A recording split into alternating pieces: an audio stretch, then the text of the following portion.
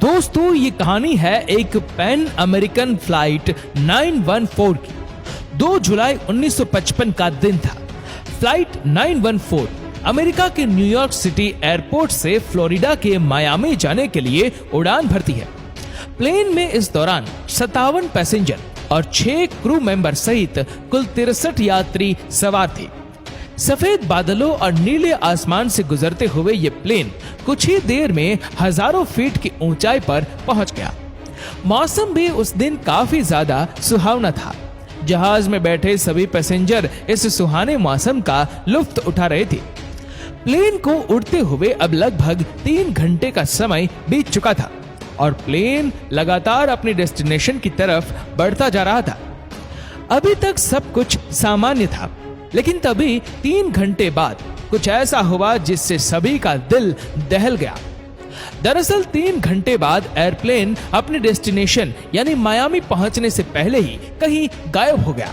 काफी कोशिशों के बावजूद मायामी के कंट्रोल टावर पर लगी हुई रडार भी इस प्लेन का कोई पता नहीं लगा पा रही थी। जब मायामी एयर ट्रैफिक कंट्रोल ने न्यूयॉर्क एटीसी से इस बारे में जानना चाहा, तो वहां से भी उन्हें चौंका देने वाला जवाब मिला।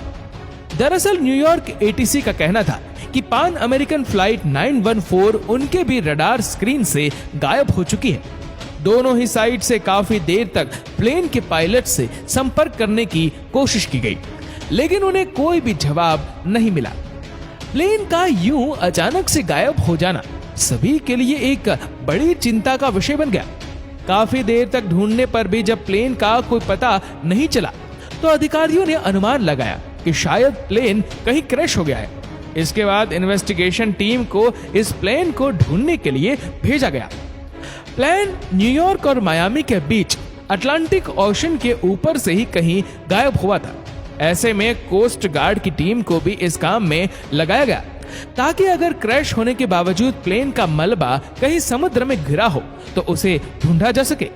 इसके लिए काफी दिनों तक सर्च ऑपरेशन भी चलाई गई, लेकिन अफसोस इन्वेस्टिगेशन टीम को ना तो प्लेन मिला और ना ही उसका मलबा। जब काफी दिनों तक प्लेन का कोई सुराग नहीं मिला, तो अंत में सरकार ने ये कहते हुए अपना पल्ला झाड़ लिया कि पैन अमेरिकन फ्लाइट 914 क्रैश हो चुकी है। लेकिन सरकार की ये बात लोगों के गले नहीं उतर रही थी, क्योंकि ये प्लेन क्रैश हुआ है इस बात का कोई भी सबूत सरकार नहीं दे पाई थी। और अगर क्रैश हुआ भी था तो फिर इसका मलबा कहां था। इसके बाद इस केस की फाइल ठंडे बस्ते में चली गई। साल बीतते गए और दिन आया 9 सितंबर 1992 का, यानी इस प्लेन के गायब होने के ठीक 37 साल बाद। जगह थी वेनेजुएला का Caracas airport. Air traffic controller वांडेला कोर्ट के लिए रोज की तरह ही ये एक सामान्य दिन था और वह अपने ऑफिस पहुंचकर रोज की तरह ही अपने काम में बिजी हो गई। तभी कुछ देर बाद ही डेला कोर्ट को रडार की स्क्रीन पर एक डॉट दिखाई देता है। ये डॉट ऐसा था जैसे कोई प्लेन अचानक ही एटीसी के रडार में आ गया हो। इसे देखकर डेला कोर्ट वाकई में काफी हैरान और परेशान हो गई, क्योंकि उसे इस वक्त किसी भी प्लेन के आने की कोई खबर नहीं थी। इसलिए उन्होंने ये बात अपने बाकी के साथियों को भी बताई। इसके बाद लगभग 10 मिनट में ही ये प्लेन एटीसी के दृश्य क्षेत्र में आ गया।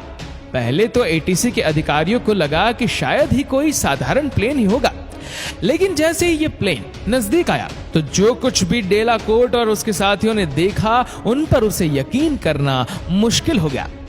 दरअसल ये एक डगलस DC-4 एयरक्राफ्ट था, जो साल 1950 से 55 के समय के बीच में चलते थे और अब इन एयरक्राफ्ट में काफी ज्यादा बदलाव किए जा चुके थे। लिहाजा 1990 तक आते आते ऐसे विमान उड़ना ही बंद हो गए थे और उनकी जगह नए एयरक्राफ्ट ने ले ली थी। इसलिए इस तरह के प्लेन को उड़ता देख किसी को भी अपने आंखों पर यकीन नहीं हुआ। लेकिन असली होश उड़ा देने वाली बात तो अभी बाकी ही थी।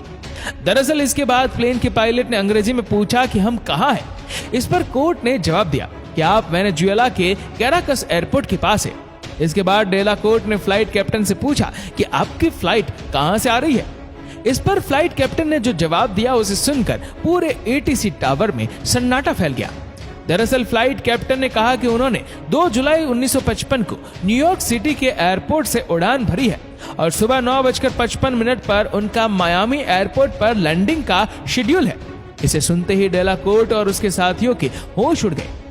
जब उन्होंने जांच की तो पता चला कि यह पैन अमेरिकन फ्लाइट 914 थी, जो पूरे 37 साल बाद लैंड करने जा रही थी। लेकिन अब सबसे बड़ा सवाल यह था कि आखिर यह प्लेन 37 साल से कहां था, और उसके बाद अचानक प्लेन से संपर्क टूट गया।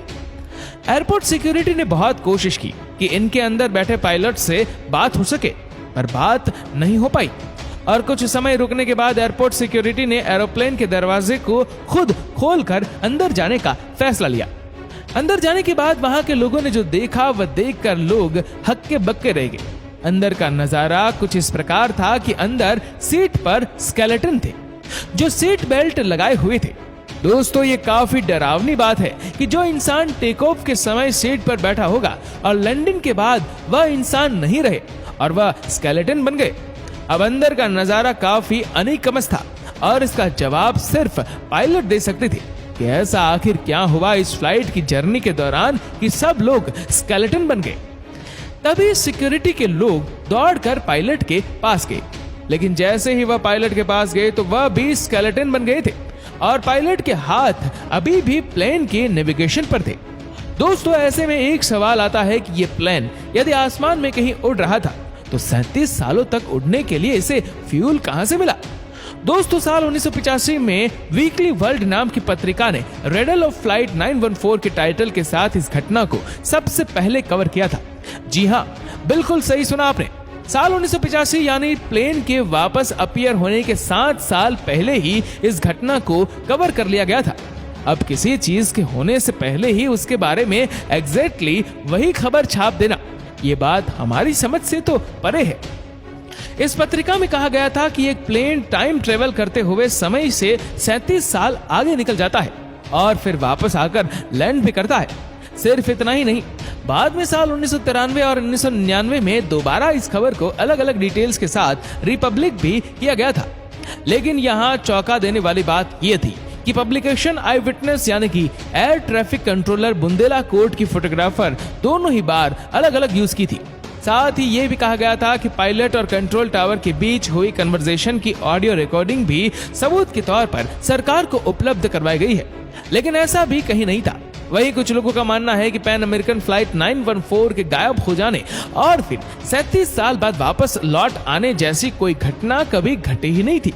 ये महज एक अफवाह थी जिसे इस पत्रिका और कुछ लोगों के द्वारा मिलकर इस तरह से तैयार किया गया था ताकि सुर्खियां बटोरी जा सके। दोस्तों, इस वीडियो को लेकर आपकी क्या राय है नीचे कमेंट करके जरूर बताएगा, और अगर आपको वीडियो अच्छा लगा तो इस वीडियो को लाइक करेगा, शेयर करेगा ज्यादा से ज्यादा लोगों तक, और ऐसे ही और भी रोचक जानकारियों के लिए सब्सक्राइब करें हमारे यूट्यूब चैनल को और फेसबुक पर फॉलो करें हमारे पेज को। धन्यवाद।